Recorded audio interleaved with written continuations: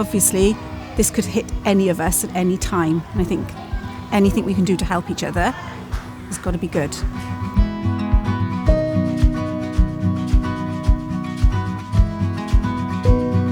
I received a phone call at 7:45 one Thursday morning telling me that there was a positive case of COVID-19 in my 3+ setting.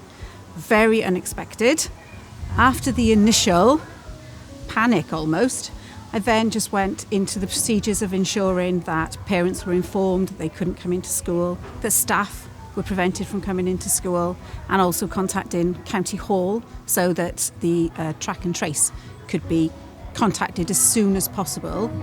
Initially, I had a checklist which was based on the procedures that had come from Welsh Government and from County. But what we found was that in that moment when you actually have to manage the whole thing, you need real clarity.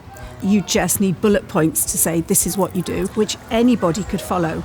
So the checklist evolved into a bullet point list which has got generic elements in, which would be good for any setting or any school, but then ones that are specific to our setting as well.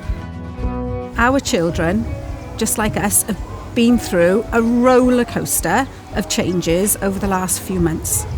The schools staying open provide a really concrete foundation for them and for their families to build on, because I think schools are like a bedrock in the community.